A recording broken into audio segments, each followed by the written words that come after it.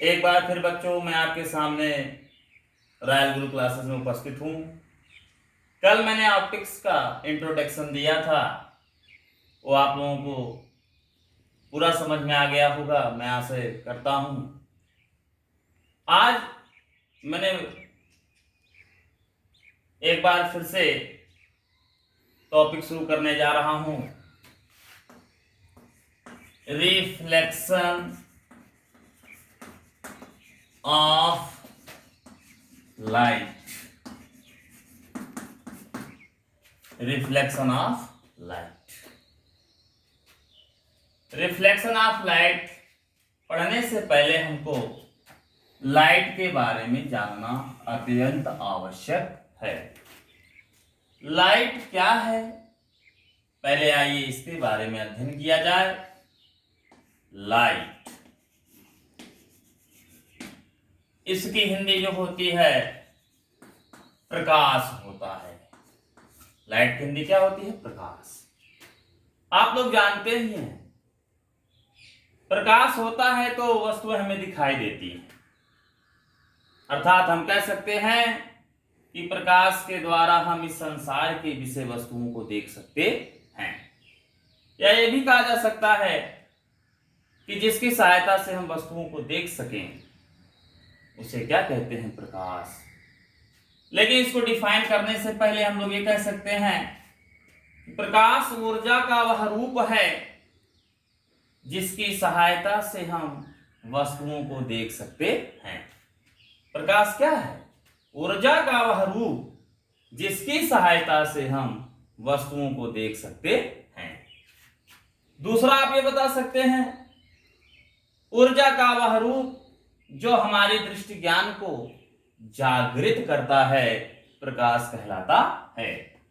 ऊर्जा का वह रूप जो हमारे दृष्टि ज्ञान को जागृत करता है, प्रकाश कहलाता है। लेकिन अभी इसमें समझना है कि प्रकाश ऊर्जा का कौन सा रूप है।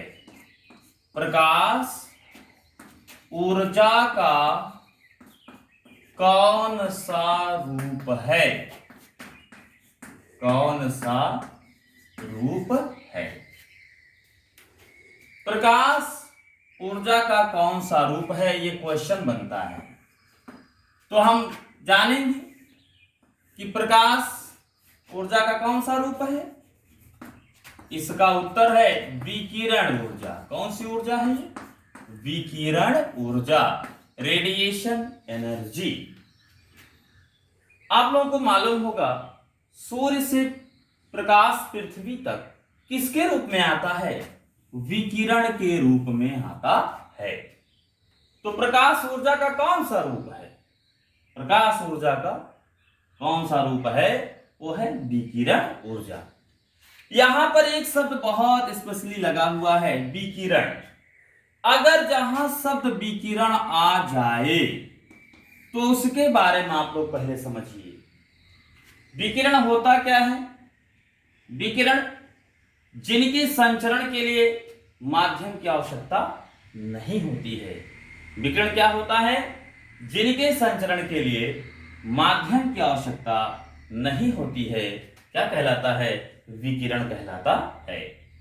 अब इस पर विशेष और ध्यान देना है, जहां पर विकिरण शब्द लगा होगा वहां पर इलेक्ट्रोमैग्नेटिक, कौन सी बात बेटा? इलेक्ट्रोमैग्नेटिक वेव की बात होती है। किसकी बात होती है? इलेक्ट्रोमैग्नेटिक वेव की बात होती है, अर्थात वैद्युत चुंबकीय तरंगों की बात होती है। अब यहां पर इलेक्ट्रोमैग्नेटिक वेव आया, जरा इसको समझा जाए। इलेक्ट्रोमैग्नेटिक वेव की जो प्रकृति होती है वो अनुदैर्ध्य होती है कि अनुप्रस्थ होती है, या कह सकते हैं लॉन्गिट्यूडिनल वेव्स होता है कि ट्रांसवर्स वेव्स होता है। तो इलेक्ट्रोमैग्नेटिक वेव्स की जो प्रकृति होती है वह होती है अनुप्रस्थ। कौन सी? अनुप्रस्थ तरंगें। अनुप्रस्थ तरंगें, इसको इंग्लिश में कहते हैं ट्रांसवर्स वेव्स। कौन सा वेव्स? ट्रांसवर्स वेव्स, अनुप्रस्थ तरंगे। अर्थात हम कह सकते हैं प्रकाश का दूसरा नाम क्या है? अनुप्रस्थ तरंगे। अगर आपसे कोई पूछता है प्रकाश का दूसरा नाम बताइए तो क्या बताएंगे? अनुप्रस्थ तरंगे। अच्छा, इलेक्ट्रोमैग्नेटिक वेव की खोज किसने की है? इलेक्ट्रोमैग्नेटिक वेव की खोज मैक्सवेल ने। किसने? मैक्सवेल नामक एक वैज्ञानिक हैं, उन्होंने इसके बारे में बताया है। तो अगर आपसे पूछा जाए प्रकाश क्या है तो आप बता सकते हैं प्रकाश ऊर्जा का कौन सा रूप है, तो ये भी बता सकते हैं प्रकाश कौन सी ऊर्जा है? विकिरण ऊर्जा। जहां पर विकिरण शब्द होगा वहां पर इलेक्ट्रोमैग्नेटिक वेव लगाना पड़ेगा। इलेक्ट्रोमैग्नेटिक वेव की प्रकृति कैसी होती है? अनुप्रस्थ तरंगे। कभी कभी कॉम्पिटिटिव क्वेश्चन में आता है लाइट की प्रकृति कैसी है? अनुदैर्घ्य है कि अनुप्रस्थ है? तो आप क्या बताएंगे वहां पर? अनुप्रस्थ तरंगे लगाना पड़ेगा। अब एक विशेष और बात, वैद्युत चुंबकीय तरंगों की चाल कितनी होती है? वो भी किसमें भाई? निर्वात में। निर्वात में वैद्युत चुंबकीय तरंगों की चाल कितनी होगी? निर्वात में वैद्युत चुंबकीय तरंगों की चाल कितनी होती है? 3 × 10⁸ मीटर प्रति सेकंड होती है। तो इलेक्ट्रोमैग्नेटिक वेव्स के बारे में मुझको समझ में आया। अब यहां पर एक क्वेश्चन और बनता है लाइट से रिलेटिव, कि हम लाइट में किस लाइट की चर्चा करते हैं? हम लाइट में विजुअल लाइट की चर्चा करते हैं। किस लाइट की? विजुअल लाइट की चर्चा करते हैं। विजुअल लाइट किसके अंतर्गत आता है? विजुअल लाइट अर्थात दृश्य प्रकाश। कौन सा प्रकाश? दृश्य प्रकाश।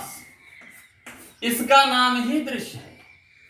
यह ऐसा प्रकाश है जो दिखाए क्या? विषय के इस संसार की विषय वस्तुओं को।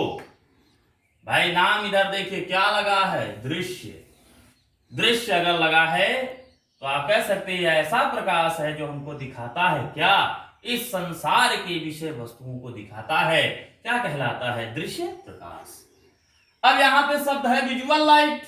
अब ये सोचना है किसके अंतर्गत आता है? विजुअल लाइट आता है इलेक्ट्रोमैग्नेटिक वेव के अंतर्गत आता है। किसके अंतर्गत आता है? इलेक्ट्रोमैग्नेटिक वेव के अंतर्गत। विजुअल लाइट की खोज किसने की है? विजुअल लाइट की खोज न्यूटन नामक वैज्ञानिक ने किया है। किसने किया है? न्यूटन नामक वैज्ञानिक।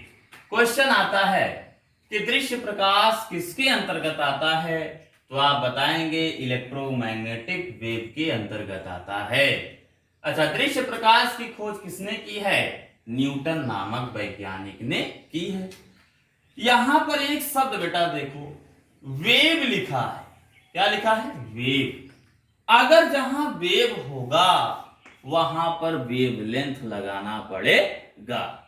जैसे अगर हम कहें पार्टिकल है, कण है, अगर कण होगा तो संवेग लगाओ, और अगर कहीं तरंग की बात आ जाए, वेव की बात आ जाए, तो वहां पर बेटा वेवलेंथ अर्थात तरंगदैर्घ्य की बात होती है। किसकी बात होती है?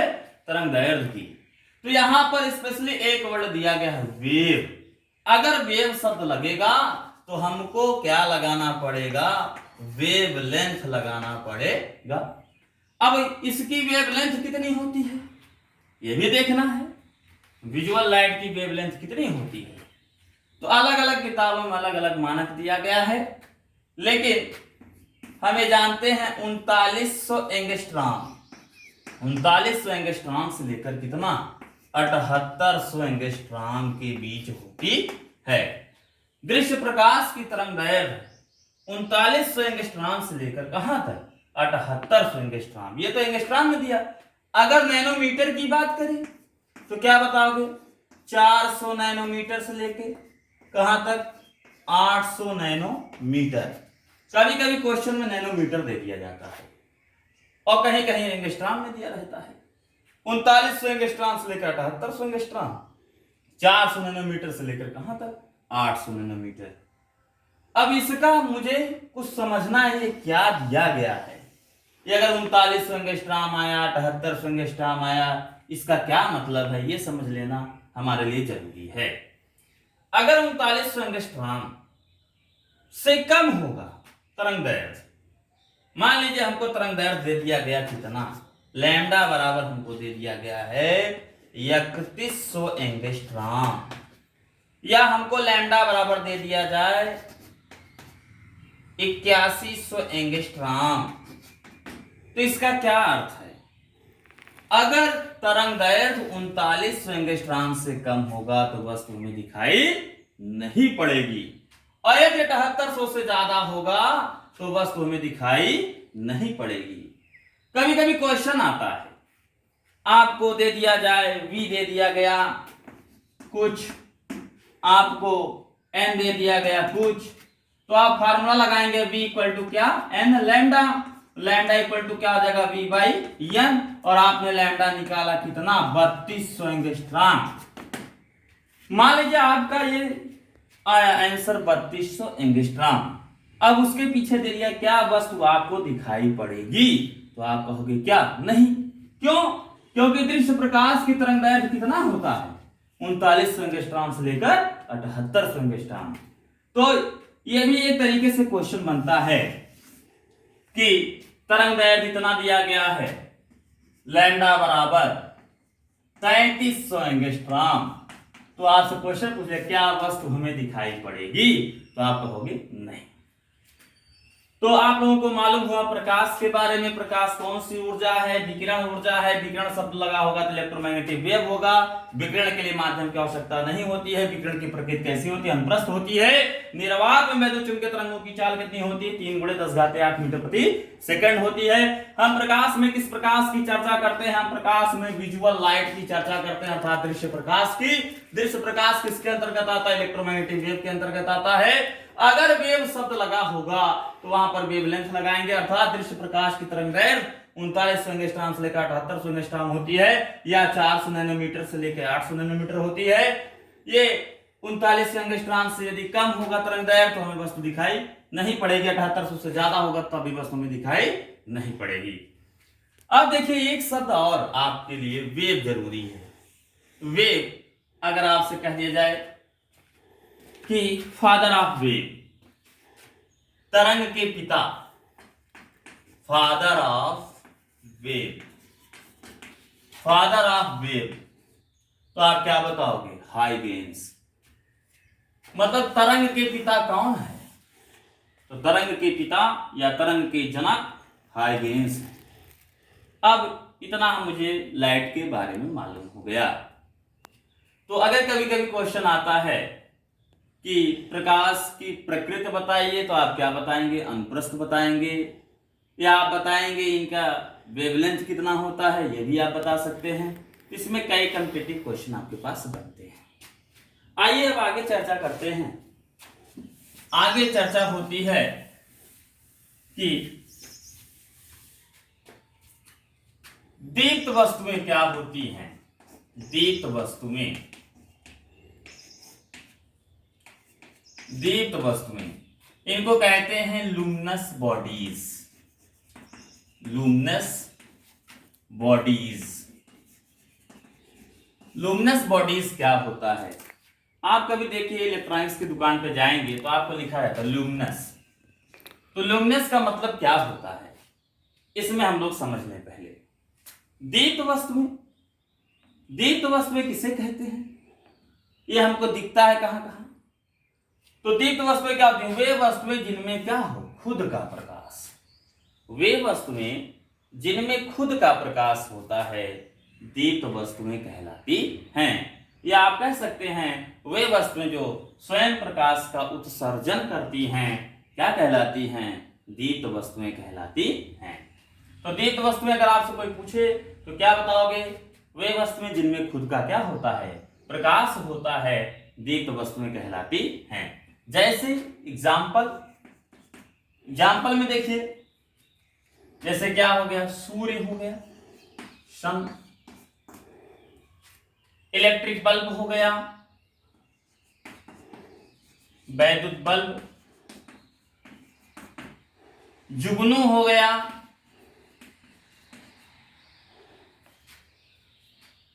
जुगनू आदि। ये आप सब कह सकते हैं। सूर्य हो गया, वैद्युत बल्ब हो गया, जुगनू हो गया आदि। आप कैंडल भी बता सकते हैं, मोमबत्ती वगैरह बता सकते हैं। ये सब क्या है, दीप्त वस्तुएं। जो वस्तुएं स्वयं प्रकाश का क्या करती हैं, उत्सर्जन करती हैं, या जिनमें खुद का प्रकाश होता है, दीप्त वस्तुएं कहलाती हैं। दूसरा है अदीप्त वस्तुएं। अदीप्त वस्तुएं, non luminous bodies. Non luminous bodies. Non luminous bodies क्या होता है, यहां पे देखिए अदीप्त, आ इसको तोड़ लीजिए, आ प्लस दीप्त। आ मतलब क्या, रहित। दीप्त रहित। जो वस्तुएं क्या होती हैं, दीप्त रहित होती हैं, उन्हें क्या कहते हैं, अदीप्त। अर्थात कह सकते हैं वे वस्तुएं जिनमें खुद का प्रकाश नहीं होता है। वे वस्तुएं जिनमें खुद का प्रकाश नहीं होता है, जबकि दीप्त वस्तु के प्रकाश के पड़ने पर दिखाई पड़ती हैं, उन्हें अदीप्त वस्तुएं कहते हैं।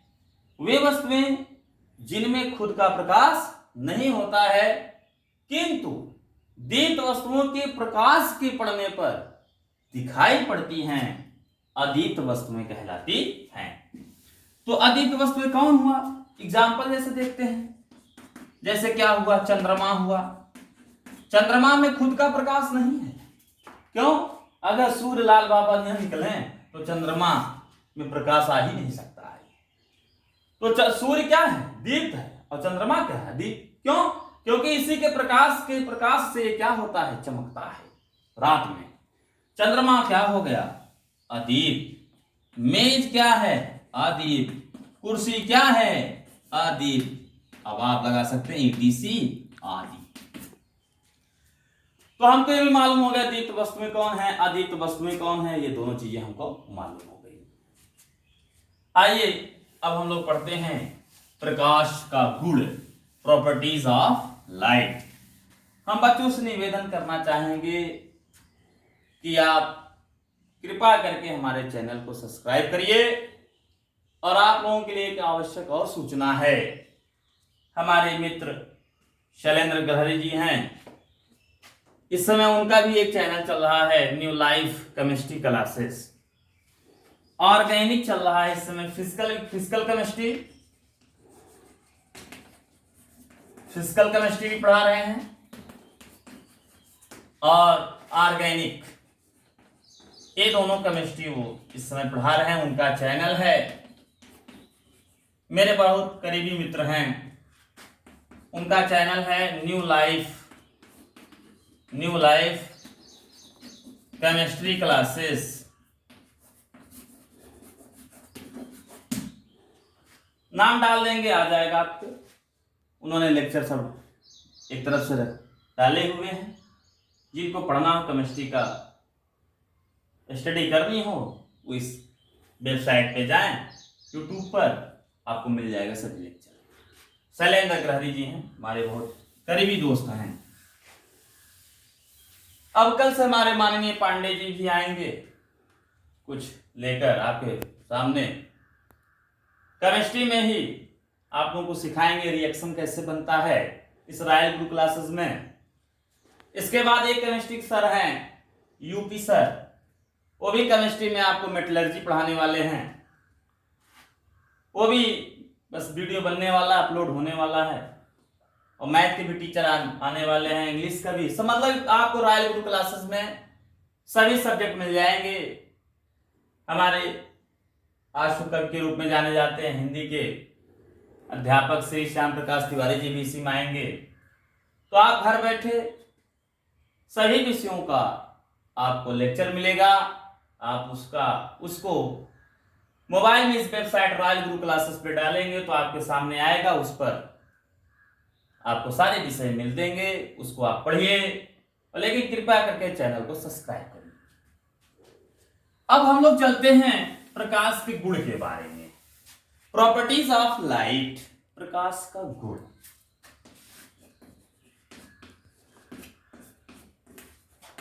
देखिए, प्रॉपर्टीज ऑफ लाइट।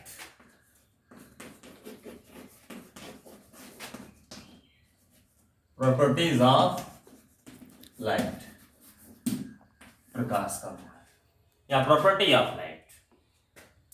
प्रकाश के गुण क्या है? निम्नलिखित है। अच्छा, गुण क्या होता है? गुण जिसमें कुछ करने की क्या हो क्षमता हो, वही गुण होता है।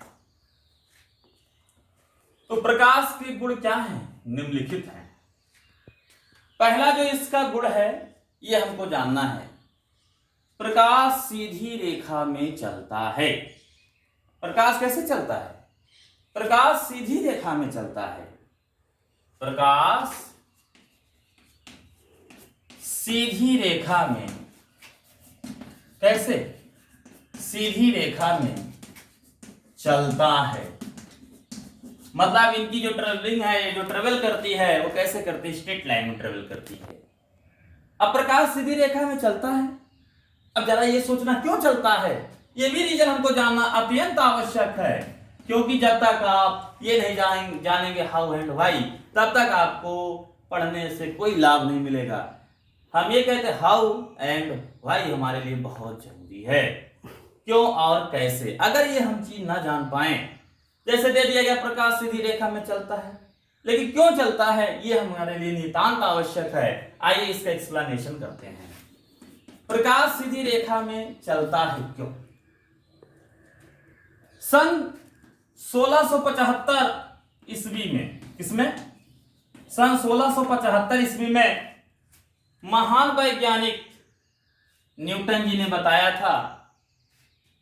उन्होंने बताया कि प्रकाश एक कणिका है। उन्होंने अपनी थ्योरी दी, उन्होंने कल्पना की कि प्रकाश क्या है? कणिकाओं के रूप में चलता है। प्रकाश कैसे? उन्होंने क्या माना कि नहीं, प्रकाश क्या है? कणिका है। उन्होंने कणिका का सिद्धांत लागू किया। कब? सन 1675 में। उन्होंने कहा क्या कि प्रत्येक दीप्त वस्तु से, किससे? प्रत्येक दीप्त वस्तु से प्रकाश असंख्य अदृश्य कणिकाओं के रूप में निकलता है। मतलब कैसे? उन्होंने कहा कि प्रत्येक दीप्त वस्तु से प्रकाश असंख्य अदृश्य कणिकाओं के रूप में निकलता है। किसके रूप में निकलता है? असंख्य अदृश्य कणिकाओं के रूप में, असंख्य अदृश्य कणिकाओं के रूप में निकलता है। उन्होंने इसी थ्योरी को क्या किया? कणिका सिद्धांत नाम दिया है। इन्हें क्या कहते हैं? कणिका का सिद्धांत। न्यूटन का कणिका का सिद्धांत। न्यूटन का कणिका का सिद्धांत इसलिए है क्योंकि इसको न्यूटन नाम वैज्ञानिक ने दिया है, इसलिए इसे न्यूटन की कणिका का सिद्धांत। जब ये कणिकाएं हमारे नेत्रों पर पड़ती हैं तो वस्तुएं हमें दिखाई पड़ती हैं। तो इन्होंने कहा कि अगर, मैंने पहले आपको सूचित किया था, अगर जहां कण है वहां बेटा क्या है? संवेग है। और जहां संवेग है वहां क्या है? काइनेटिक एनर्जी है, गतिज ऊर्जा है। जरा सोचिए, उन्होंने कहा क्या? प्रत्येक दीप्त वस्तु से प्रकाश असंख्य अदृश्य कणिकाओं के रूप में निकलता है। और मैंने आपको पहले ही बता रखा, अगर कण शब्द लग जाए तो वहां पर संवेग होगा, और जहां संवेग होगा वहां क्या होता है? Kinetic energy. आप लोग पढ़े होंगे P बराबर अंडर रूट में 2mk, पढ़े हैं कि नहीं? अगर संवेग है तो काइनेटिक एनर्जी जरूर होगा। अर्थात उन्होंने कहा क्या कि अगर असंख्य अदृश्य कणिकाओं के रूप में निकल रहा है तो उनके साथ क्या है? गतिज ऊर्जा है। उनकी गतिज ऊर्जा इतनी ज्यादा होती है, उनकी गतिज ऊर्जा इतनी ज्यादा होती है कि उन पर बाह्य बलों का अर्थात अन्य बलों का कोई प्रभाव नहीं पड़ता है, अर्थात F एक्सटर्नल इक्वल टू क्या हो जाएगा 0।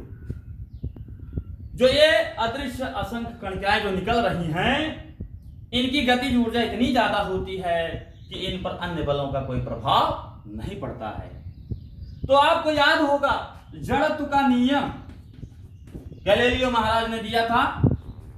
जड़त्व न्यूटन का गति विषयक नियम याद ही होगा। प्रथम नियम क्या है?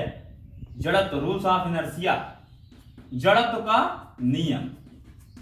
अगर आपको पता होगा जड़त्व का नियम कि बाह्य बलों के अभाव में यदि कोई वस्तु विरामावस्था में तो विरामावस्था में रहेगी, अगर वो एक समान चाल से चल रही तो एक समान चाल से चलेगी, और यदि एक समान चाल से सरल रेखा में गतिमान है तो वह गतिमान रहेगी। तो जड़त्व के नियम के द्वारा तीन कणिकाओं पर कोई बाह्य बल नहीं लग रहा है, तो यहां पे जड़त्व का नियम लग रहा है, अर्थात ये कणिकाएं सीधी रेखा में गमन करती हैं। इससे स्पष्ट होता है कि प्रकाश सीधी रेखा में चलता है। किसने बताया? सबसे पहले न्यूटन नामक वैज्ञानिक ने। उन्होंने क्या बताया कि सन 1675 में बताया कि प्रत्येक वस्तु से प्रकाश असंख्य अदृश्य कणिकाओं के रूप में निकलता है।